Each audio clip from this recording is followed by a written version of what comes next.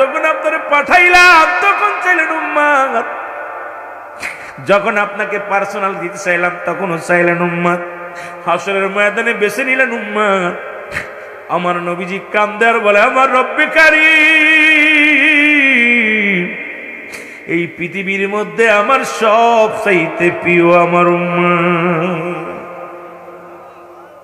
তার প্রমাণ তায়েফের ময়দান।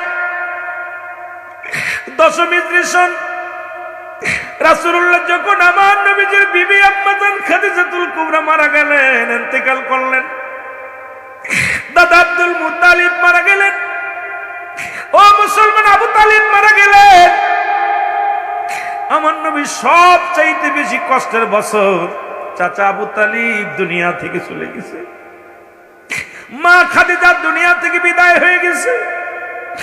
আমার নবীজি বনু সাকিব গোত্রের কাছে গেলেন, তিনজন বড় বড় নেতা যা বলে, আমার নবীজি বলে, ও সাকিব গোত্রের মানুষেরা শোন, আমি আল্লাহর পয়গম্বর, আল্লাহ ছাড়া কোনো মাবুদ নাই, আল্লাহ ছাড়া কোনো ইলা নাই, আমি মুহাম্মাদুর রাসূলুল্লাহ সাল্লাল্লাহু আলাইহি ওয়াসাল্লাম আল্লাহর পয়গম্বর।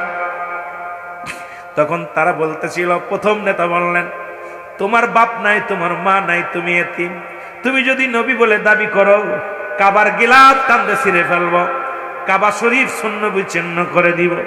দ্বিতীয় নেতার কাছে গেলেন, বলেন, হে আমার আল্লাহ, আল্লাহর প্রেরিত রাসূল, আমি আল্লাহর পয়গম্বর। উনি বলে, হে মুহাম্মদ, তুমি তোমার মতো কাজ্জাব, তোমার মতো মিথ্যাবাদী কেউ নাই, কারণ তুমি নবী হবে কেন? এই দেশের পরে কি মানুষের আকাল পড়ছে? বড় বড় নেতারা আছে, তারা নবী হয় নাই, তুমি নবী হও, তুমি নবী বলে দাবি করো। খবরদার, আর একবার যদি নবী বলে দাবি করো, এই দুনিয়ার মধ্যে রক্তপাত ঘটায় দিব মক্কা মদিনার জমিনে। তৃতীয় নেতার কাছে গেলেন, তৃতীয় নেতা একই কষ্ট দিলেন। আমার নবীজি চোখের পানি ছিঁড়ে কানলেন। এই বনি সাকিব গোত্রের লোকেরা বড় বড় পাথর ছুঁড়ে নবীর গায়ের মধ্যে মারলেন। আমার নবীজি রাস্তা দিয়ে যায় রে, পাথরের আঘাত গুলো রাসূলুল্লাহর গায়ের মধ্যে লাগে, নবীজি রক্ত জমিনের মধ্যে ঝরে। আমার নবী আরশ মহল্লার দিকে তাকায় তাকায় কান্দে।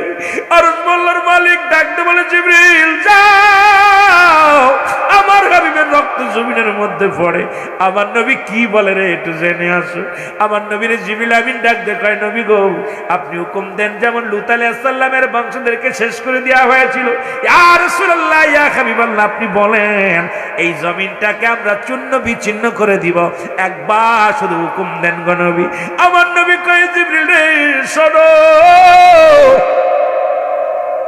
এদেরকে যদি তুমি শেষ করে দাও, আমি নবী কালেমার দাওয়াত দিব। আমার নবীরে মারে আর ইহুদির, আমার নবীরে মারে কাফেররা শান্তি পায়। নবীজি ছোট ছোট বালকেরা পাথর ছুঁড়ে ছুঁড়ে নবীজির গায়ে মারে। আমার নবী ডাকতে বলে, বালকেরা রে, আমি বড় কষ্ট পাই রে, গা দিয়ে রক্ত ঝরে, তোরা আমারে মারিস না। কয়ে, মুহাম্মদ তোমারে মারলে মজা লাগে, পাগল বলে নবীরে। আমার নবীজি কান্দে আর কয়, তোরা যদি মজা পাস তোদের বারণ করব না, তোরা বড় পাথর মারিস না, ছোট ছোটটা মারে যদি তোরা মজা পাস। আরে বালক, আরে মুসলমান শোনো, ওই তায়েফের ময়দানের বালকের রাসূলুল্লাহর গায়ে পাথর মেরেছে, আমার নবী অভিশাপ দেন নাই, অথচ আমার নবী চোখের পানি ছেড়ে বাজারে ডরে কাঁদছে। আল্লাহ, আমার নবীজি চোখের পানিগুলো ছেড়ে ছেড়ে কাঁদত আর বলে, আল্লাহ তুমি তায়েফের মানুষদেরকে শেষ করে দিও না, তায়েফবাসীরা বুঝতে পারে না আমাকে মারছে। এটার প্রমাণ আম্মা জান আয়েশা সিদ্দিকা রাদিয়াল্লাহু তাআলা আনহা, আম্মা জান বলি, ইয়া রাসূলুল্লাহ, ইয়া হাবিবাল্লাহ, আপনার কি কোনোদিন বসন্ত রোগ হয়েছিল? নবী তো আপনার গায়ের ভিতরে এত বড় বড় দাগ। আমার নবী কয়, না রে আয়েশা, না, তুমি কি জানো না তোমার হাবিবের গায়ের উপরে একটু মশা মাছি লাগে না? পৃথিবীর কোন মশা মাছি লাগতে পারে না। এই দাগগুলো আমি তায়েফের ময়দানের আঘাত, আমি নবী ইসলামের দাওয়াতের জন্য ইসলামের দ্বারক বাহক হইয়া ওই কাফেরদের কাছে গিয়েছি, তারা দাওয়াত তো কবুল করে নাই, তারা আমাকে মেরে রক্তাক্ত করেছে। আয়েশা, আম্মা জান আয়েশা দোয়া করে, আল্লাহ তুমি আমার স্বামীর গায়ের দাগগুলো মিশিয়ে দাও। আমার নবীজি হাতটা চেপে ধরে বলে, আয়েশা রে, খবরদার খবরদার, এই দাগগুলো মুছার জন্য দোয়া করো না। এই দাগটা নিয়ে আমি হাসরের ময়দানে দাঁড়াইব, আমার পাপী উম্মতের জন্য আমি দাঁড়ায় বলবো, আল্লাহ ও আমার আল্লাহ, আমার এক একটা দাগের বিনিময় আমার জাহান্নামী উম্মতের মাফ করে দাও, গুনাহগার উম্মতের মাফ করে দাও, মাফ করে দিয়া তুমি নাজাত দিয়ে দাও। সুতরাং এমন নবী পৃথিবীর মধ্যে আর পাবি না, এমন নবী আর কখনো আসবে না। সেই নবীর পক্ষে থাকার দরকার আছে কিনা? পৃথিবীর মধ্যে মদিনার মাটু মাটি, বাংলাদেশের মাটু মাটি, মদিনার মাটি গায়ে লাগলে গুনাহ ঝরে যায়, বাংলাদেশের মাটি গায়ে লাগলে চুলকানি রোগ হয়। মদিনা শরীফের পাথরের মধ্যে চুমা দিলে গুনাহ মাফ হয়ে যায়, বাংলাদেশের পাথরের মধ্যে চুমা দিলে প্রস্রাবের গন্ধ পাওয়া যায়। পাথরে পাথরে বেশ কম, মাটিতে মাটিতে বেশ কম। গতকাল কই জায়গাটা ছিল পরিত্যক্ত একটা জায়গা, কিন্তু আজকে কোরআনের খাতিরে, ওলামা ইকরামের খাতিরে জায়গাটার নাম হলো রিয়াজুল জান্নাহ, বেহেশতের বাগান। আগে হলো বেহেশত, তারপরে হলো বাগান। কারণ পৃথিবীর মধ্যে যত গাছপালা আছে, আম গাছ, জাম গাছ, কাঁঠাল গাছ, যত ফলের মুসলমান ফলের গুণে গাছের পরিচয়, তদ্রুপ রিয়াজুল জান্নাহ, বেহেশতের বাগান। আগে হলো বেহেশত, তারপর হলো বাগান। আর এই জান্নাতের বাগানে জাহান্নামীরা আসবে না, জান্নাতের বাগানে জান্নাতীরা আসবে। জোরে বলেন ঠিক কিনা? বেহেশতের বাগান, যুবক ভাইরা আমার, এই জান্নাতের বাগানে যখন রওনা দিছে গো, প্রতিটা কদমে কদমে আপনার জীবনের সগীরা গুনাহগুলো মাফ হয়ে গেছে। কি গুনাহ মাফ? সগীরা গুনাহগুলো মাফ হয়ে গেছে। আমরা শুধু সগীরা গুনাহ করি নাই, পদে পদে করছি কবিরা গুনাহ। নামাজ ছেড়ে দেয়া কবিরা গুনাহ, মিথ্যা বলা কবিরা গুনাহ, বেগানা নারীর সঙ্গে দেখা দিয়া কবিরা গুনাহ, বেগানা পুরুষের সঙ্গে দেখা দিয়া কবিরা গুনাহ। হাজার হাজার গুনাহ করতেছি, এই গুনাহগুলো মাফের দরকার আছে কিনা? এই ওয়াজগুলো করলে অনেক আলেম ওলামাও কষ্ট পায়। যেটা হারামকে হালাল বলার একটার পৃথিবীর কোন আলেমের নাই, পৃথিবীর কোন মুফতি সাহেবের নাই। কারণ কিয়ামত পর্যন্ত নবীর আসবে না, নবীগণের দরজা বন্ধ, তওবার দরজা খোলা। এই তওবার দরজা খোলা আছে। ও যুবক ভাইয়েরা শুনে নেন, আল্লামা কুতুবী রাহমাতুল্লাহ বয়ান করে, দুনিয়ার মানুষ শোনো, আসমান থেকে জমিন পর্যন্ত যত গুনাহ করলাম, এই গুনার কথা মনে করে যখন বান্দা কবরের ভয়, বান্দার দিলের ভিতরে জাহান্নামের ভয়, মরণের ভয় যখন বান্দার ভিতরে প্রবেশ করে, বান্দা যখন খাস তওবা করে আল্লাহ বলে ডাক দেয়, রব্বে কারীম বান্দার জীবনের সব গুনাহ মাফ করে দেয়। জোরে বলা যাবে না সুবহানাল্লাহ? এখান থেকে বাড়ি যেতে পারবো বলতে পারি না, আমরা রাত শেষ করতে পারবো বলতে পারি না। ও যুবক, যেহেতু আসার কারণে সগীরা গুনাহ মাফ, বসে কবিরা গুনাহগুলো মাফ করে নিয়ে যদি যেতে পারি, আপনার জীবনে এতগুলো মাহফিল পাওয়ার পর তারপরেও যদি জাহান্নামে যান, তারপরেও যদি আপনার জীবনটা বরবাদ হয়, আমি মনে করি আপনার কপাল খারাপ, আপনার নসিব খারাপ। কারণ এই পুরা কপাল আপনি জান্নাতি হতে পারলেন না, দেখেও দেখলেন না, বুঝেও বুঝলেন না, শুনেও শুনলেন না। আপনার মতো কপাল পুরা দুনিয়ার মধ্যে নাই। জোরে বলেন ঠিক কিনা? রিয়াজুল জান্নাহ, বেহেশতের বাগান। আমার বন্ধুগণ, আমার গভীর মনোযোগ, কোরআনের মাহফিল, যার ভিতরে কোনো ভুল নাই, যার জেরের ভুল নাই, জবরের ভুল নাই, নুক্তার ভুল নাই, আছে না? এই কোরআনুল কারীম যখন নাজিল হলো, রব্বে কারীম পাহাড়ের উপরে পাঠাইলেন। পাহাড় বলে, আল্লাহ এত দামি, এত ভার, এটা আমি ঠেকাইতে পারবো না, এটার দারুণ ক্ষমতা আমি পাহাড়কে আল্লাহ দেও নাই। আর ওই পাহাড়ের দায়িত্ব আছে হযরত ইলিয়াস আলাইহিস সালাম, যাকে আল্লাহ রব্বুল আলামিন দায়িত্ব দিয়েছেন। হযরত ইলিয়াস ডাক দিয়ে বলে, আল্লাহ এই পাহাড়গুলোর দায়িত্ব আমারে দিছেন, এই পাহাড়গুলো আমার রক্ষণবেক্ষণ দেখাশোনার দায়িত্ব রব্বি কারিম আমারে দিয়েছেন। কিন্তু কোরআন এত ভার, কোরআন এত দামি, এটা যদি আমার উপরে দেন আমি দুনিয়া থেকে একবারে পুড়ে পাহাড়গুলো পুড়ে পুড়ে ছাই হয়ে যাব। ভারে ওজন আমি সহ্য করতে পারবো না। গাছের উপরে দিলেন, গাছ বলে আল্লাহ আমি এটা পারতাম না। পৃথিবীর মধ্যেও মুসলমান মানুষের উপরে দান করলেন, এই মানুষগুলো এই কোরআনটাকে ধারণ করলেন। এই মানুষগুলো কত দামি! আর মানুষ পৃথিবীর মধ্যে সমস্ত মাখলুকাতের মধ্যে সর্বশ্রেষ্ঠ জাতি, যার উপর আল্লাহ রাব্বুল আলামিন পবিত্র কালামুল্লাহ শরীফ, পবিত্র কোরআনুল কারীম নাজিল করলেন। জোরে জোরে চিল্লায়া বলা যাবে না মারহাবা। এখন এর মধ্যে কোনো ভুল না, আল্লাহ বলেন, আমার সাথে পড়েন, বিসমিল্লাহির রাহমানির রাহিম, যালিকাল কিতাবু লা রাইবা ফীহি, কোনো সন্দেহ নাই। আসেনি? যারা বলেন আছে। সব কিতাবের মধ্যে যত লিখবেন দেখেন রাইটারে লেখছে, রাইটার বিদ্যা লেখে, কিতাব লেখা বলছে। যদি কোনো ভুল থাকে পরবর্তী যখন আমরা আবার ছাপাই বিড়া সংশোধিত করা হবে। কিন্তু কুরআনুল কারীম রব্বি কারীম পৃথিবীর মধ্যে কতকাল কত যুগ আগে পাঠিয়েছেন, আজ পর্যন্ত কোনো ভুল নাই, কোনো জবরের ভুল নাই, কোনো নুক্তার ভুল নাই, কোনো আয়াতের ভুল নাই। কারণ এই কিতাবটা কার কিতাব? জোরে বলেন কার কিতাব? আর একটু জোরে বলেন কার কিতাব? আর এটা পাঠাইছে এখন বলে গোটা জাতির জন্য, আমি মানি না।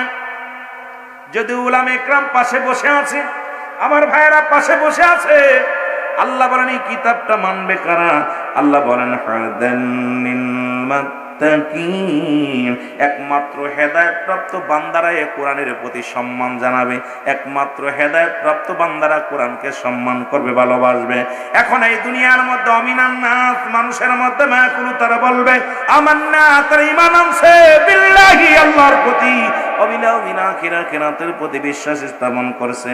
ওমা হুম বিমুমিনিন, মুনাফিক তো আছে, আল্লাহ নিজে ধরেই দেয়। এই জন্য কোরআনের প্রতি সম্মান করে কারা? হেদায়েতপ্রাপ্ত বান্দারা। ঠিক কিনা? ঠিক কিনা? মুত্তাকিনেরা যারা একমাত্র আল্লাহর ভয় করে। ও মুসলমান, পৃথিবীর মধ্যে আল্লাহ আইনদাতা, বিচারক দাতা, আল্লাহ পৃথিবীর সব কিছুর মালিক, যিনি হলো স্রষ্টা, আমরা সৃষ্টি। এই সৃষ্টি জগতের জন্য নিয়ামত স্বরূপ এই কোরআন পাঠাইল। সেই কোরআনের মধ্যে বর্তমান যুগে একদল আলেম বলে কোরআনের মধ্যে ভুল আছে। সেই ভুল সূরাটা ধরতে যায় এমন একটা সূরা ধরছে ভুল, যেটা আমাদের দেশের সাধারণ পাবলিক গুলো, সাধারণ মানুষগুলো কোরআনের মধ্যে ছোট্ট ছোট্ট সূরাগুলো, সূরা ইখলাস, সূরা নাস, সূরা মুসলমান, কাউসার, এই ছোট্ট ছোট্ট সূরাগুলো ইমাম সাহেব যখন, আপনাদের ইমাম সাহেব যখন তেলাওয়াত করে, শুনতে শুনতে আপনাদের মুখস্থ হয়ে গেছে। জোরে বলেন ঠিক কিনা? এখন ইহুদিদের চক্রান্ত, খ্রিস্টানদের চক্রান্ত, এরা বলতেছে কোরআনের মধ্যে ভুল আছে সেই ছোট্ট সূরাটার নাম। যারা মূর্তি পূজারি বিশ্বাস করে, যারা প্রতিমায় দেবতারে প্রতিমা বানায় দেবতারে যারা সিজদা করে, যারা দেবতার সামনে যায়, মুসলমান যারা পূজা করে, যাদের ধারণা পূজা এবং রোজা এক, তাদের ধারণা মুসলমান শুনে না। তাদের ধারণা হলো এই কোরআনটাকে যদি, এই সূরাটা যদি জাল বানানে দিয়ে যায়, তাহলে মানুষের ভুল ধারণা বন্ধ হয়ে যাবে। আমার আল্লাহ বলেন, আমার সাথে পড়েন, বিসমিল্লাহির রাহমানির রাহিম, কুল হুয়াল্লাহু আহাদ, আল্লাহুস সামাদ, লাম ইয়ালিদ ওয়া লাম ইউলাদ ওয়া লাম ইয়াকুন লাহু কুফুয়ান আহাদ। আল্লাহ বলে, হাবিব ভালো করে জেনে নিবেন, বুঝে নিবেন। আল্লাহ বলেন, হাবিবরে আপনি জানায়া দেন আমি আল্লাহ এক। এখন আল্লাহ যদি এক ভাবেন, কোনোদিন মাজার পূজা করতে পারবেন না। আল্লাহ যদি এক ভাবেন, দরগা পূজা করতে পারবেন না। আল্লাহ এক যদি ভাবেন, প্রতিমা পূজা করতে পারবেন না। আল্লাহ যদি এক ভাবেন, পৃথিবীর মধ্যে মানুষ পূজা করতে পারবেন না। আল্লাহ যদি এক ভাবেন, দুনিয়ার অন্য কোন জায়গায় আশ্রয় পাওয়ার প্রার্থনা করা যাবে না। আল্লাহ বলেন, হাবিব জানায়া দেন আমি আল্লাহ এক। কয়জন? জোরে চিল্লায় বলেন, কয়? আল্লাহ বলেন হাবিব আমি জানিয়ে দেন, আপনি জানিয়ে দেন আমি আল্লাহ এক। পৃথিবীর মধ্যে কাউরে জন্ম দিই নাই, কারো থেকে জন্ম নিই নাই। আসমান জমিনের মধ্যে যা কিছু আছে, ও মুসলমান শুনে নাও, শুনে নাও, আসমান জমিনের মধ্যে সব কিছুর পালন কর্তা কে? জোরে বলেন কে? সারা পৃথিবী আমার মুখাফেক্ষে, আমি কারোর মুখাফেক্ষি নয়। সুতরাং ইয়া দ্বারা প্রমাণ হয় রব্বে কারীম এই পৃথিবীর স্রষ্টা, তার একমাত্র মালিক, একমাত্র প্রভু। পৃথিবীর মধ্যে দ্বিতীয় সেজদার প্রয়োজন নাই। জোরে বলেন ঠিক কিনা? এখন আমাদের দেশের মানুষগুলি ইহুদিদের দালাল, খ্রিস্টানদের দালাল, ইহুদিদের দালাল, খ্রিস্টানদের দালাল, নাসারাদের দালাল। তারা চিন্তা করে যদি এই সূরাটা যদি একবার জাল বানায় দেওয়া যায়, তাহলে মানুষ আমাদেরকেও সিজদা করবে, আমাদেরকেও পূজা করবে, আমাদেরকেও মানবে। আর যদি এটা যদি সঠিক থাকে তাহলে আমাদের প্রত্যেকে মন উঠায় নিবে। কারণ তারা চন্দ্র পূজা করত, তারা প্রতিমা পূজা করত, তারা তারকা পূজা করত, তারা গাছ পূজা করত, কারণ তাদের বহু খোদা ছিল। জোরে বলেন ঠিক কিনা? আর একটু জোরে বলো ঠিক কিনা? আর ইবাদত করার জন্য এই দুনিয়ার মধ্যে বোঝানোর জন্য আসলেন কে? ওমা আরসালনাকা ইল্লা রাহমাতাল লিল আলামিন। জোরে জোরে চিল্লায় বলা যাবে না মারহাবা। এই রহমতের নবী পৃথিবীর মধ্যে আসলেন। নবী কয় হায়াতি খায়রুল লাকুম। ও আলম ওলামা ইকরাম, আল্লাহর নবী ডাক দিয়ে বলে উম্মতিরা শোনো, আমি নবী দুনিয়ার মধ্যে আগমন করলাম আমার উম্মতের কল্যাণের জন্য। এই পৃথিবীর মধ্যে আমার উম্মতিরা শোনো গো, এই দুনিয়ায় আমাকে প্রেরণ করলেন, আমাকে পাঠানোর একটা উদ্দেশ্য হলো আমি নবী তোমাদের জন্য রহমত স্বরূপ। জোরে জোরে বলো মারহাবা। নবী কয় হায়াতি খায়রুল লাকুম, আমার হায়াতের জিন্দেগিটা। কত মজার কথা। নবী বলেন আমার হায়াতের জিন্দেগিটা আমার উম্মতের জন্য কল্যাণ স্বরূপ। ও যুবক, কারণ আমার উম্মতের সঙ্গে কথাবার্তা বলেছি, উম্মতের সঙ্গে চলাফেরা করেছি, উম্মতরা যেমন ঘর সংসার করে আমি এমনি করেছি। এই জন্য আমার দেশের কিছু মৌলবী আছে কয় নবী আমগার মতো মানুষ। আরে বুকার দলেরা শোন, কারণ নবীর সঙ্গে কোনো মেশাল চলে না। কার লগে মেশাল দাও শুনে নাও। নবী কয় আমি পৃথিবীর মধ্যে আগমন করলাম উম্মতের কল্যাণের জন্য, আবার দুনিয়া থেকে বিদায় নিলাম। ওয়াফাতি খায়রুল লাকুম। নবী কয় আমার ওয়াফাতটাও, আমার ইন্তেকাল শরীফটা আমার উম্মতের জন্য কল্যাণ স্বরূপ। কারণ আমার নবী দুনিয়ার মধ্যে আগমন করছে উম্মতের জন্য, বিদায় নিছে উম্মতের জন্য। জোরে জোরে চিল্লায়া বলা যাবে না মারহাবা। কারণ আমার কোন উম্মত যদি পৃথিবীর মধ্যে ভালো কর্ম করে, আজকে যেমন যুব সমাজ মিলা কোরআনের মাহফিল করেছে, সভাপতি আছে, উলামা ইকরাম আছে, আমার নবীজি খুশি হয়ে রব্বে কারীমের দরবারে বলবে আল্লাহ ওই কোথায় ওই বোমরদাহর জমিনের মধ্যে তোমার কিছু গোলামেরা তোমার ডাকে, তোমার পাগল, তোমার কোরআনের মাহফিল সাজাইয়া পাগলেরা বসে বসে রব্বে কারীম তোমার স্মরণ করে। আমার আল্লাহ বলে, আমার নবী বলেন আমি আমার উম্মতের জন্য প্রশংসা করি কার কাছে? আর জোরে বলেন কার কাছে? আল্লাহর কাছে।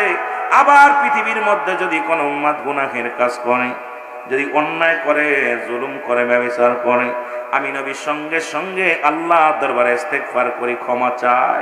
আল্লাহ অমুক গ্রামে বোমরদার ইনামুল মিয়া অন্যায় করেছে, আমি তার তরফ থেকে ক্ষমা চাইলাম, আল্লাহ তুমি ওরে মাফ করে দাও।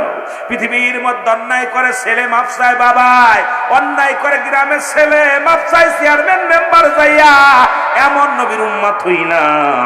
ভুল করি আমি ক্ষমা চাই আমার নবী। এর রহমাতাল লিল আলামিন, আপনি উম্মতের জাবিন। বলেন রহমাতাল লিল, ওগো আপনি উম্মতের জাবিন, গুনাহগারের অতি আপনজন। আল্লাহর নবী, নূরের নবী গো, আপনি নবী আমার জীবনের জীবন। বলেন আপনি নবী আমার। আরো জোরে বলেন আল্লাহর নবী, নূরের নবী গো, আপনি নবী আমার জীবনের জীবন, বলেন আপনি নবী আমার, আপনি আমার জীবন সাথী, অন্ধকার খবরের বাতি, বলেন আপনি আমার জীবন সাথী, অন্ধকার কবরের বাতি, আপনাই সারা বলেন বাঁচি কেমনে। আল্লাহর নবী, নূরের নবী গো, আপনি নবী আমার জীবনের জীবন, বলেন আপনি নবী আমার। আপনাকে যে পাইল জাহান্নামের আগুন তার হারাম হইল, দয়া করে নবী দেন গো দেখা দেন। আল্লাহর নবী, নূরের নবী গো, আপনি নবী আমার জীবনের জীবন। আল্লাহুম্মা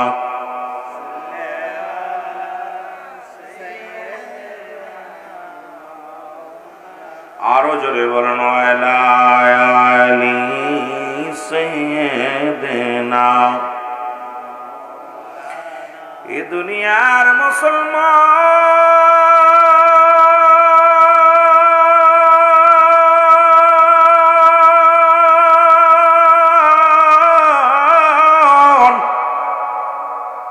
নবী লাগবে কবরে, নবী লাগবে মিজানে, নবী লাগবে ফুলসিরাতে গো।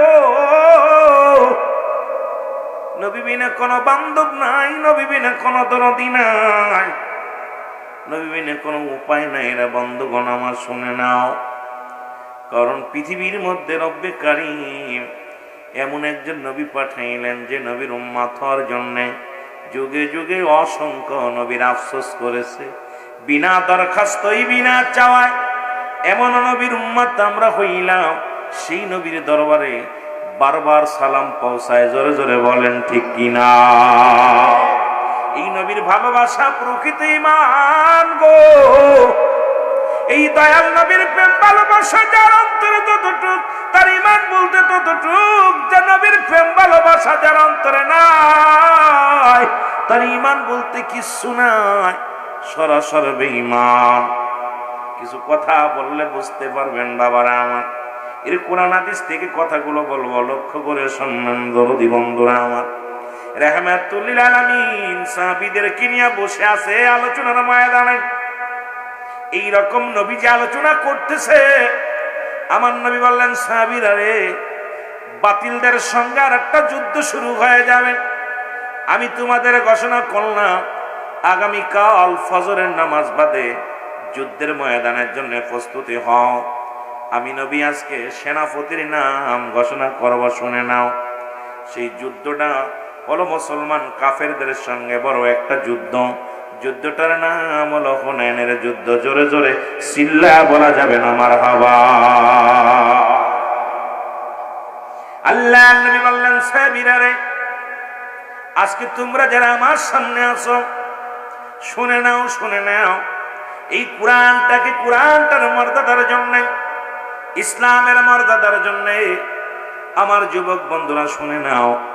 কারণ এই পৃথিবীর মধ্যে কালেমা, নামাজ, রোজা, হজ, যাকাত, মুসলমান হওয়ার পূর্ব শর্ত হলো কালেমা। রাসূল বললেন সাহাবীরা রে, আগামীকাল হুনাইনের যুদ্ধ শুরু হবে রে।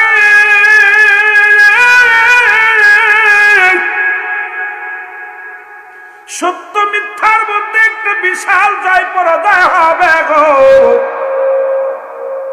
আমি নবী ওই যুদ্ধের জন্য সাহাবীদের মধ্যে নাম ঘোষণা করতে চাই।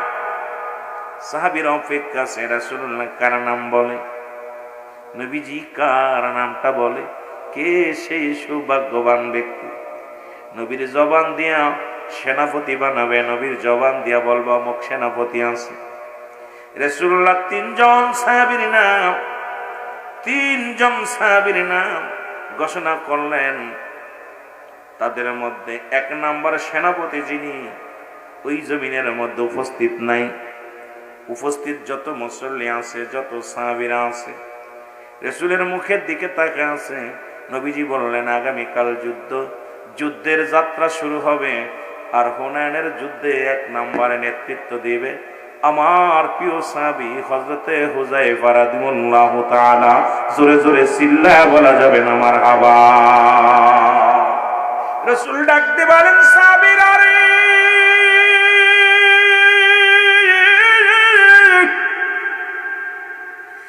আমি নবী 3 জন সেনাপতির নাম ঘোষণা করে দিলাম। 1 নম্বর হুনাইনের যুদ্ধে নেতৃত্ব দিবে আমার প্রিয় সাহাবী। ও মুসলমান শুনে নাও, যে যুদ্ধের ময়দানে রাসূলুল্লাহ একাধিক সেনাপতির নাম ঘোষণা করত।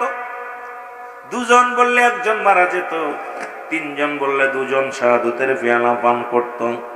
যে যুদ্ধের ময়দানে রাসূল 1 জনের নাম বলতেন, সেই যুদ্ধে সাহাবী বিজয় হয়ে বীরের বেশে রাসূলুল্লাহর কদমের মধ্যে হাজির হয়ে যেত। জোরে বলেন আল্লাহু আকবার। এখন হুনাইনের যুদ্ধের সেনাপতি কয়জন? জোরে বলেন কয়জন? 3 জন সেনাপতি। রাসূল বললেন সাহাবীরা রে, আমি এই 3 জনের নাম ঘোষণা করে দিলাম। এই 3 জনের নাম কিন্তু 1 নাম্বার সেনাপতি ওখানে নাই। উনি গেছে বিবাহ করতে, নতুন বিবাহ করতে গেছে। আমার বন্ধুরা আজকে একটা দিন মাহফিল শোনার জন্য যারা আসতে পারেন নাই, যারা এখনো বাড়ি থেকে কান দিয়া শুনতেছেন, আলোচনা খেয়াল করে শোনেন। রাসূলের সাহাবী বিয়ে করতে গেছে মক্কা মদিনার সুন্দরী নারী, বিয়ের জন্য রওনা হয়েছে। এদিক নবীজিদের সেনাপতি বানিয়ে দিছে। ও মুসলমান শুনে নাও, চিঠিখানা যখন নবীজি হাতের দিলেন, 3 জনকে 3টা চিঠি দিলেন। হুযায়ফার চিঠি, হুযায়ফা তো মজলিসে নাই। হুযায়ফার পত্রখানা এক পথিকের হাতে দিলেন, নিয়ে হুযায়ফার কাছে পৌঁছায় দিলেন। হুযায়ফা বিবাহ কাজ সম্পূর্ণ হয়ে গেছে, শুধু আনুষ্ঠানিকতা বাদ, মোনাজাত বাদ। দোয়া করে নবীর সাহাবীরা কোনো বিবাহ অনুষ্ঠান হলে এক জায়গা বসে দোয়া করতেন। দোয়া করে কিছু খুরমা খাইতেন, খেজুর খাইতেন, কারণ এটা সুন্নাতে রাসূল, আমার নবীজির হুকুম ছিল। জোরে জোরে চিল্লায় বলো মারহাবা। হুযায়ফার বিয়া হয়ে গেল। চিঠিখানা এক ইহুদি এনে বলেন, হুযায়ফা রে, রাহমাতুল লিল আলামিন একটা চিঠি দিয়েছে, তোমার চিঠিখানা নাও। হুযায়ফা যখন চিঠিখানা হাতের মধ্যে নিলেন, হাতের মধ্যে নিয়ে চিঠির মধ্যে লেখা দেখে, হুযায়ফা ও আমার প্রিয় সাহাবী, হুযায়ফা রে, আগামীকাল হুনাইনের যুদ্ধে ফজরের নামাজ বাদে রওনা হব। ও আমার সাহাবী, আমি তোমার 1 নাম্বার সেনাপতি বানিয়েছি। ও হুযায়ফা, ইতি তোমার নবী রাহমাতাল লিল আলামিন।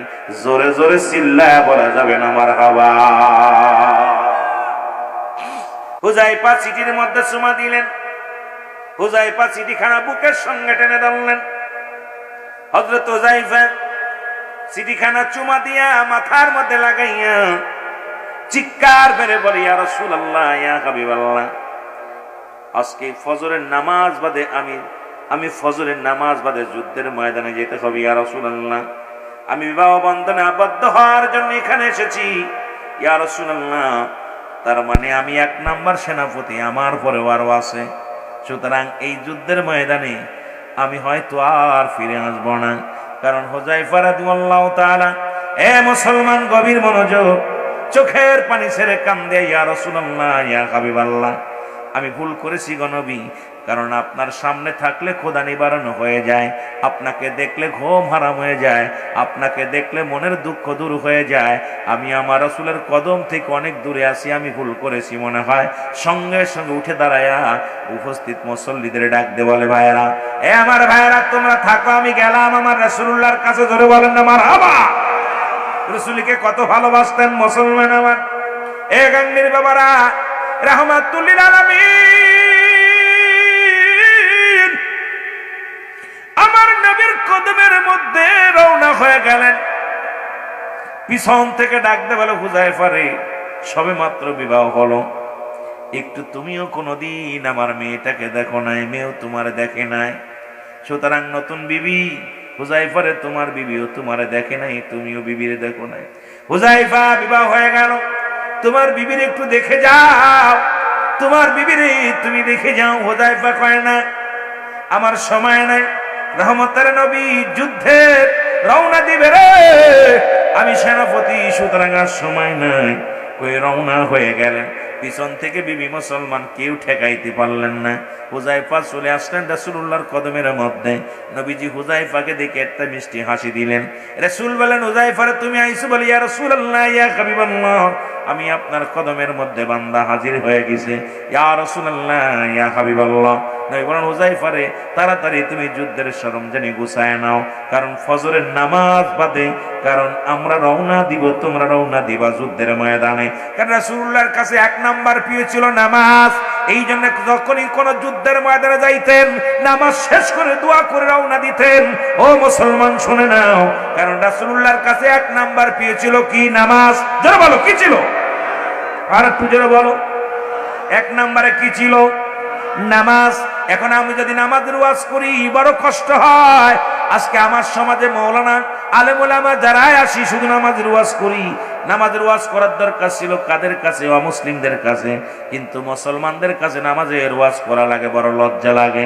কারণ যারা নবীরে ভালোবাসেন, আমার নবীর কাছে এক নাম্বার প্রিয় ছিল নামাজ। দুই নাম্বার নবীর কাছে ছিল তার উম্মতগণ। তিন নাম্বার নবীর কাছে ছিল তার বিবিগণ। কোনদিন রাসূলুল্লাহ মুসলমান শুনে নাও, আমার নবীজি তার বিবিদেরকে অত্যন্ত ভালোবাসতেন।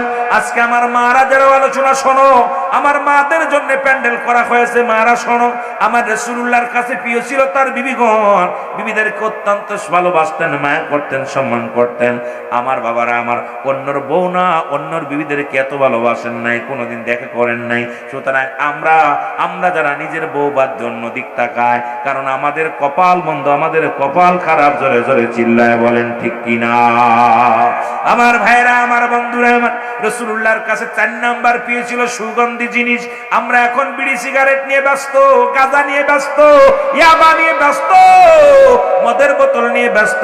কিন্তু রাসূলুল্লাহর যদি প্রিয় পাত্র হতে হয়, নবীর উম্মত বলে যদি আপনাদের দাবি করতে হয়, এই 4টা জিনিস আমাদের ভালোবাসার দরকার। যেহেতু কালেমা পড়েছেন, কালেমা পড়ার সঙ্গে সঙ্গে নামাজ বাধ্যতামূলক। নামাজ কাফের এবং মুসলমানদের মধ্যে পার্থক্য। মুসলমান নামাজ পড়ে, কাফেরের নামাজ ছেড়ে দেয়। এক ওয়াক্ত নামাজ কাজা দিলে 80 খুতবা পরিমাণ জাহান্নাম, যার এক খুতবা পরিমাণ হলো 2,88,00,000 বছর। আপনার জীবন থেকে কত নামাজ ছুটে যায়, এই নামাজের হিসাব যদি রব্বে কারিম ধরে, আমার মন বলে জাহান্নাম ছাড়া জান্নাতে যাওয়া সম্ভব নয়। উনি দৌড়ায় আসলেন নবীর কাছে। নবীজি ফজরে আযান হলো, হযরত বেলাল রাদিয়াল্লাহু তাআলা আযান দিলেন। নবীজি ইমামতি করলেন। কেমন নবীর উম্মত আমরা? নবী ইমাম, নবী মুসল্লি। কারণ আমার নবী নামাজের প্রতি এত গুরুত্ব দিতেন। নবীজি নামাজের প্রতি খুব গুরুত্ব ছিলেন। নবী সাহাবীদেরকে নামাজের জন্য উৎসাহিত করেছেন। নবী নামাজের জন্য আমার নবীজি কত কষ্ট করেছে। সেই নবীর উম্মত হয়ে যখন নামাজ ছেড়ে দিবেন, নবীজি কষ্ট পাবে, আমার রব্বে কারিমও কষ্ট পাবে। বান্দারে জাহান্নামে যখন ঢুকাইবে, বান্দার আদর করে, বান্দারে তোরে আদর করে পৃথিবীর মধ্যে আসমান যেমনি বানাইলো, জমিন যেমনি বানাইলো, ফেরেশতার যেমনি বানাইলো, আল্লাহ কয় বান্দারে পৃথিবীর মধ্যে আমি জমিনটারে যেমনি বানাইলাম এমনি তোরে বানাই নাই, যেমনি আসমান বানাইলাম এমনি তোরে বানাই নাই। এ বান্দা, পৃথিবীর মধ্যে আমার নিকটবর্তী ফেরেশতা তাদেরকে আমি যেমনি বানাইলাম এমনি তোরে বানাই নাই। আমি তোরে বানাইছি আমি রব্বে কারীম আমার কুদরতি হাত মোবারক দিয়ে বান্দারে বানাইছি। আর তো রব্বুল আলামিন এত আদর করে, এত ভালোবেসে এই বান্দা বান্দিরে বানাইছে। সেই বান্দা বান্দি জাহান্নামে গেলে আমার মাওলাও কষ্ট পাবে। জোরে বলেন ঠিক কিনা? আমার বন্ধুগণ, আমার হযরত হুযায়ফা কি করলেন? নবীজি নামাজ শেষ করলেন। হঠাৎ করে একটা পত্র আসলেন, 3টা পত্র আসলেন পরপর। প্রথম চিঠির মধ্যে লেখা আছে, ও আমার স্বামী। হুযায়ফার হাতে চিঠিখানা আসলেন, ও আমার স্বামী, আমি জানি নির্ঘাত আপনি শাহাদাতের পেয়ালা পান করবেন। কারণ আমার আগে ইতিপূর্বে আমরা দেখেছি যে যুদ্ধের ময়দানে রাসূল সেনাপতি একের অধিক বলেছে, সবাই শাহাদাতের পেয়ালা পান করেছে। সুতরাং আমার স্বামী, আপনি নির্ঘাত আপনি শাহাদাতের পেয়ালা পান করবেন। আমি মক্কা মদিনা আরবের সুন্দরী নারী, ও আমার স্বামী, সবে মাত্র বিয়া হলো, আমিও আপনাকে দেখি নাই, আপনিও আমার দেখেন নাই, আমি কি নিয়ে আপনার স্মৃতি নিয়ে কি লয়ে বাঁচবো স্বামী রে? ওই মুসিবতের দিনে কি লই আপনার আমি কেমনে চেনবো? একটু ধরো আপনার কাছে অনুরোধ করি, একটা নজর আসেন, আমি আপনাকে প্রাণ ভরে দেখব, আমি আপনাকে প্রাণ ভরে দুনয়ন ভরে দেখবো আমার স্বামী। চিঠিখানার মধ্যে উজাইফা লিখে দিলেন, বিবি রে, পৃথিবীর সবচাইতে দামি দাগা হলো আমার নবী রাহমাতুল লিল আলামিনের চরণ মোবারক, আমার নবীজির কদম মোবারক। বিবি রে, ও বিবি, আমারে তুমি মাফ করে দিও, আমি যেতে পারবো না, কারণ আমি আমার রাসূলুল্লাহর কদমের মধ্যে আছি, সুতরাং আমার নবীর কদম থেকে আমি যাওয়া সম্ভব না। চিঠিখানা নিয়ে আবার জমা দিলেন, আবার চিঠি আসলেন, ডাকতে বলে, স্বামী, ও আমার স্বামী, আমি দূর থেকে আপনাকে দেখবো, আপনাকে প্রেম বিনোদন করব না, আমি আপনাকে কখনো আদর করব না, দূর থেকে এক নজরে দেখবো আমি স্বামী। জীবনে কোনোদিন আমি কোনো পুরুষ দেখি নাই, জীবনে কোনো দিন আমি কোনো পুরুষের চেহারা দেখি নাই, কারণ আপনি আমার স্বামী, আপনাকে এক নজর প্রাণ ভরে দেখবো। ও আমার স্বামী, একবার আয় আমার সামনে, একবার প্রাণ ভরে দেখবো। চিঠির মধ্যে লিখে দিলেন, ও বিবি, তুমি দাবি করো না, কারণ আমি রাহমাতুল লিল আলামিনের কদমের মধ্যে আছি, কিছুক্ষণের মধ্যে আমি যুদ্ধের ময়দানে রওনা দিব, সুতরাং আমার নবীজির মুখ জিয়ারা মুবারক, আমার নবীর কদমের মধ্যে থেকে আমি যত সুখ পাই, যত মজা পাই, পৃথিবীর অন্য কোথাও এত মজা পাই না, জোরে বলেন মারহাবা। আবার একখান চিঠি আসলেন, স্বামী, ও স্বামী, শুধু একবার আমারে দেখবেন, আমিও আপনার একবার দেখবো। চিঠি কানা পাত্রের মধ্যে নিয়ে হুজাইফা বিবির কত মনটা খারাপ হয়ে গেল, বারবার 3টা চিঠি আসলো, মনটা খারাপ করে বসে আছে আমার নবীজি। তাকায় দেখে হুজাইফার মনটা বড় মলিন। নবীজি বলে, হুজাইফা রে, ও হুজাইফা, তোমার মনটা কেন মলিন? আর তোমার 3টা দেখলাম কাগজ, কি যেন একটা পত্র পড়ো, আবার রেখে দাও, আবার দিয়ে দাও। বলি, ইয়া রাসূলুল্লাহ, ইয়া হাবিবাল্লাহ, আমি আপনার কাছে লুকাইব না, গত বিকেলে আমি বিয়ে করেছি, ইয়া রাসূলুল্লাহ, ইয়া হাবিবাল্লাহ, সন্ধ্যার সময় বিয়ে করেছি। আমার বিবির চেহারা মোবারক আমি দেখি নাই, বিবি কেমন আমিও বিবিরে দেখি নাই, বিবি আমাকে দেখে নাই। বিবি আমাকে দেখার জন্য বড় আকুল হয়ে আছে, বিবি আমাকে দেখার জন্য বড় পাগল হয়ে আছে, ইয়া রাসূলুল্লাহ, ইয়া হাবিবাল্লাহ। অথচ একটু পরেই তো কাফেলায় রওনা দিব, আমরা যুদ্ধের ময়দানে, হুনাইনের যুদ্ধে রওনা দিব, ইয়া রাসূলুল্লাহ, ইয়া হাবিবাল্লাহ। এই কারণে আমি যাইতে পারি না। আমার নবীজি বললেন, হুজাইফা রে, যাও, আমি নবী তোমারে কিছু সময় ছুটি দিলাম, তাড়াতাড়ি যাও, তুমি আসলে পারে কাফেলা ছাড়বে, তুমি যাও। হুজাইফা চলে গেলেন বিবির কাছে। দূর থেকে বিবিকে ডাকতে বলে, বিবি,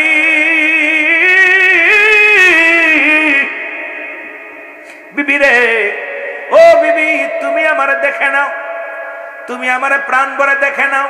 বিবি দূর থেকে ডাকতে বলে, স্বামী, খোদার কসম করে বলি, আপনাকে আমি ঠেকাবো না, আপনাকে আমি বাধাও দিব না, শুধু ঘরের ভিতর আসবেন, একটু উজু করবেন, উত্তম রূপ উজু করবেন, আমি আপনি আপনার পাশে দাঁড়ায় 2 রাকাত নামাজ আদায় করতে চাই, আর আপনার কদমের মধ্যে একটা চুমা দিতে চাই রে স্বামী। এর স্বামীর প্রতি কত শ্রদ্ধাশীলতা ছিল মুসলমান, শুনে না। আর আমাদের মেয়েরা স্ত্রী, স্বামী স্ত্রী যে ভালোবাসা, ও যুবক, আরে যুবক, নবীর কাছে 3 নাম্বার পেয়েছিল তার বিবিগণ। সাহাবীরাও তার বিবিদেরকে মায়া করতেন, ভালোবাসতেন, বিবিদের প্রতি কত ভালোবাসা ছিল।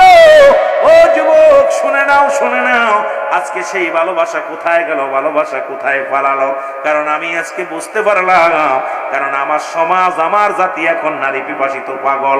এর থেকে ফেরার একটাই পথ হলো মুসলমান, এই কোরআনের পথ, হাদিসের পথ, সত্য ইসলামের পথ। জোরে জোরে চিল্লায় বলেন ঠিক কিনা? এই জন্য আল্লাহ বলে, ইয়া আইয়ুহাল্লাযীনা আমানু, আল্লাহ যদি বলতো ইয়া আইয়ুহান নাস, ও মানুষ সম্প্রদায়, আল্লাহ কয় মানুষে ডাকলাম না, আমি ডাকলাম ইমানদারদেরকে। ইমানদারেরা, বিশ্বাসীরা, তোমরা শুনে নাও, আদখুলু ফিস সিলমি কাফা। আল্লাহ কয় হাবিব শুনে নাও, তা আপনারা শুনে নেন। আল্লাহ কয় ইমানদার কারা? এজন্য বলেন কারা? আল্লাহ যদি বলতো ইয়া আইয়ুহান নাস, আল্লাহ নাস বলে নাই, আল্লাহ বলে ইমানদারেরা, ইয়া আইয়ুহাল্লাযীনা আমানু, হে ইমানদারেরা, বিশ্বাসীরা শোনো, তোমরা পরিপূর্ণভাবে দাখিল হও, পরিপূর্ণভাবে প্রবেশ করো। কিসের মধ্যে? ইসলামের মধ্যে। ইসলামের আবিধানিক শাব্দিক অর্থ হলো ৮২টা। আজকে আলেম ওলামা যখন তাফসীর করতে আসবেন, ওদেরকে বলবেন ভাইজান এই একটা আয়াতের তাফসীর করেন, অন্য জায়গা যাওয়া লাগবে না। এরে মুসলমান, ইসলাম মানে শান্তি, ইসলাম মানে আত্মসমর্পণ, ইসলাম মানে নিজে না খান্নরে খানো, ইসলাম মানে নারীর সতীত্ব পাহারা দেওয়া, ইসলাম মানে নিজে দুঃখে থেকে অন্যরে দুঃখ সুখে রাখা, ইসলাম মানে একত্ববাদ। আজকে এরকম ৮০ থেকে ৮২টা শাব্দিক অর্থ আছে ইসলামের। এখন দাড়ি টুপি জুব্বা লাগাইয়া তারপরও যদি আমার দ্বারা যদি আজকে বলৎকার করা হয়, আমার দ্বারা যদি নারী নির্যাতিত হয়, আমার দ্বারা যদি সমাজ নষ্ট হয়, আমার দ্বারা যদি মুসলমান সমাজের ক্ষতি হয়, আমার দ্বারা যদি ইসলামের ক্ষতি হয়, আমি মনে করি আমি একটা ভণ্ড ছাড়া অন্য কিছু না। জোরে জোরে বলেন ঠিক কিনা?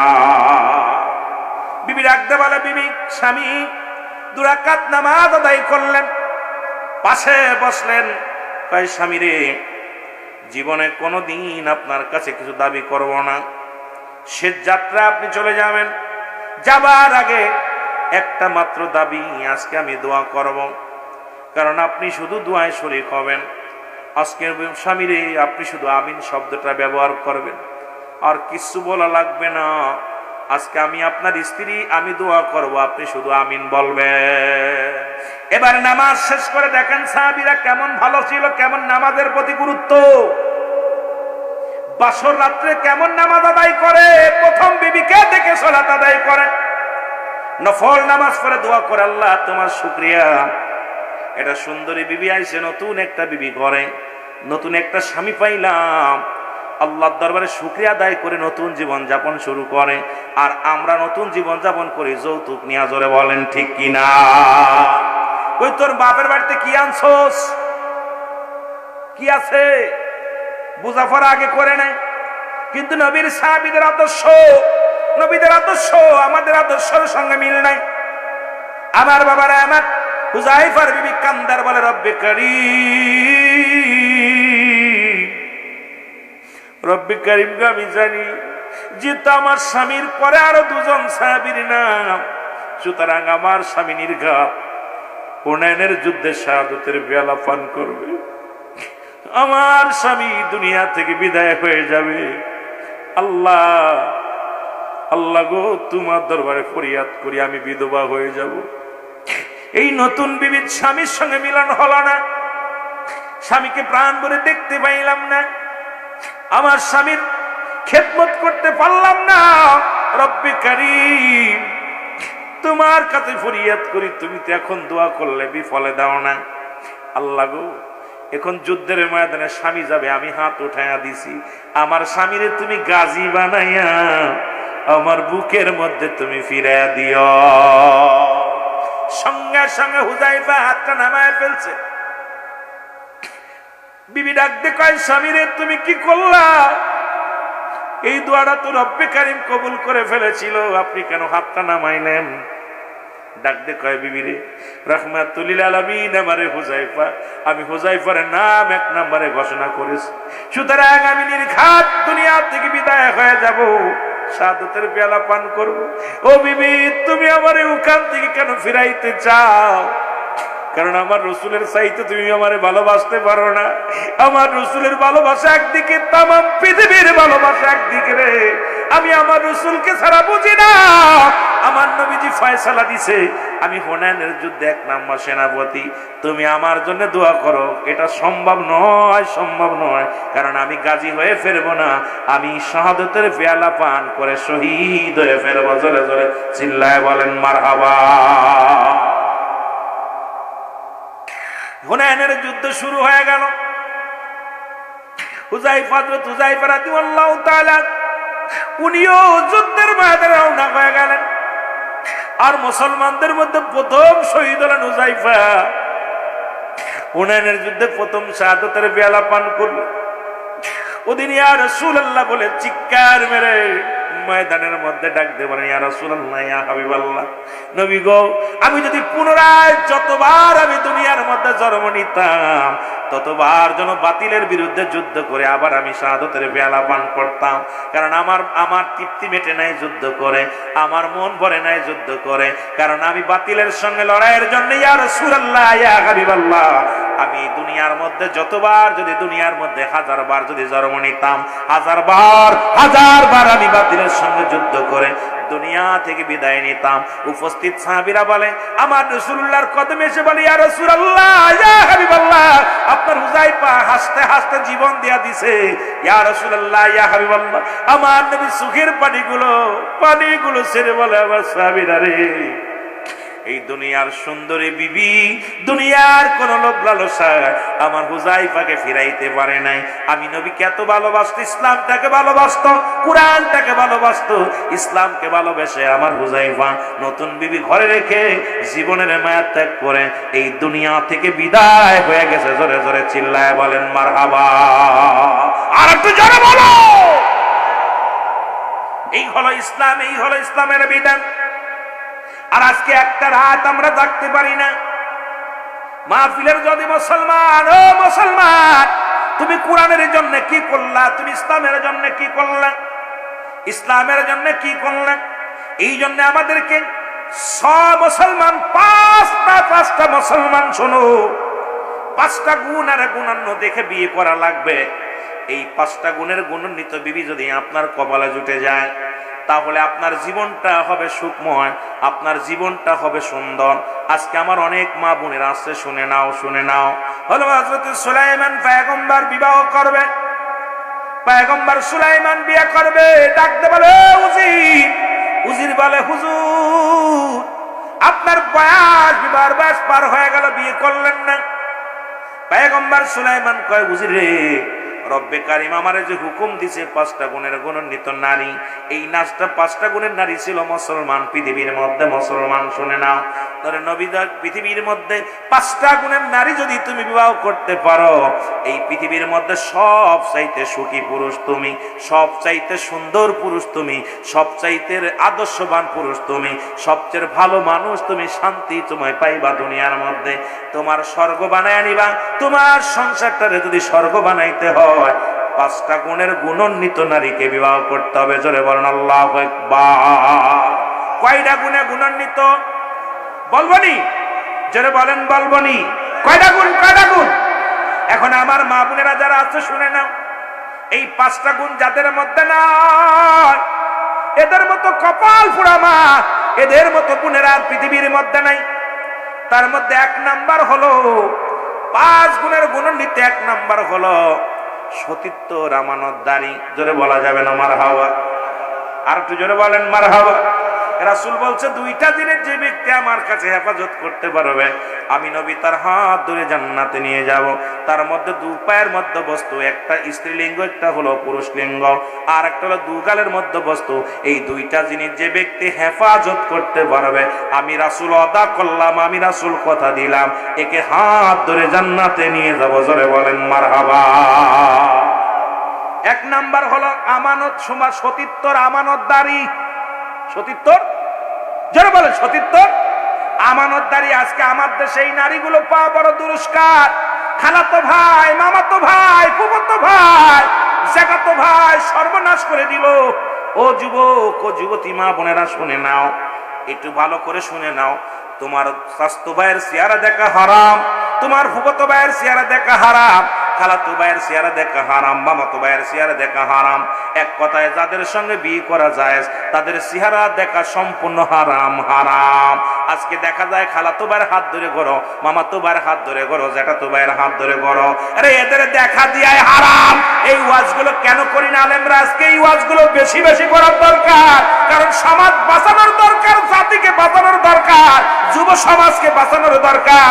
আজকে যুব সমাজ এত কষ্ট করে মাহফিল দিল, মাহফিল দিয়ে কি পাইলো? তাদেরকে কিছু সান্ত্বনা দিয়ে যাও, তাদেরকে কিছু সান্ত্বনার বাণী শোনায় দাও, যা তারা নিজেরাও বাঁচতে পারো, যুব সমাজও যেন বাঁচতে পারে। জোরে জোরে চিল্লায় বলেন ঠিক কিনা?